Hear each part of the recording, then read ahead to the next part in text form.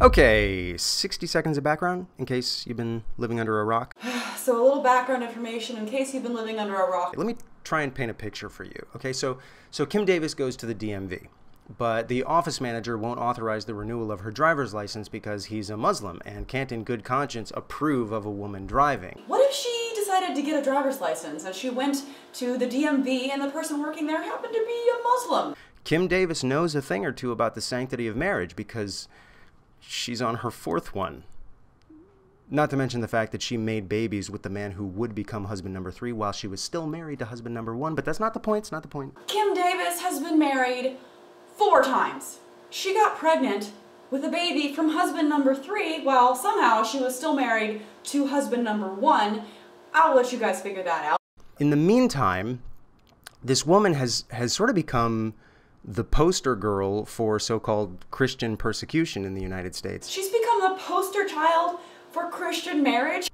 Suppose someone with similarly pressing religious concerns had been elected county clerk at the time that Kim Davis was applying for her second marriage license. Now suppose this person considered himself a Christian and took Jesus very seriously when he said in Matthew 19 that anyone who gets divorced and remarries has committed adultery. You know, in Matthew 19, Jesus said that anyone who gets married and then divorced is essentially committing adultery. So I'd like to ask you, Mike Huckabee, how would you react if Kim Davis went to a county clerk maybe on her 3rd or 4th time trying to get a marriage license and they said, "Nope, sorry, it's against my deeply held religious beliefs.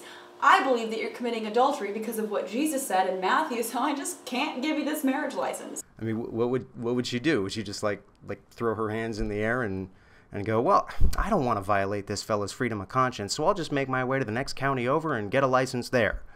Or would she feel victimized, discriminated against, dare I say, persecuted? Really, you wouldn't care? So you think Kim Davis wouldn't care either and she would just walk down on to the next county because someone refused to give her her license where she lived?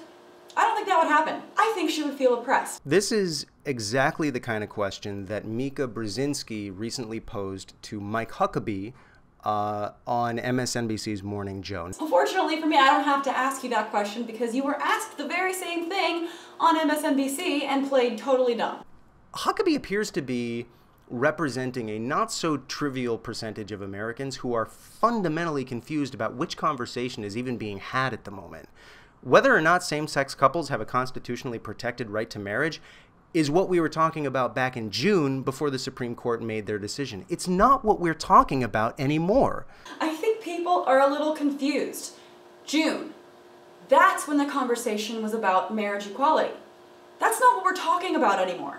The controversy is about whether the freedom to practice one's religion entitles someone in Kim Davis's position to violate the constitutional rights of those she took an oath to serve. And the answer, legally, is a big, fat no. Now we're talking about whether or not someone's personal religious beliefs can be forced onto other people. That's the conversation we're having, and the answer is a resounding no. Kim Davis has absolutely no interest in equality. She enjoys the same rights as anybody else. What she's being denied is privilege.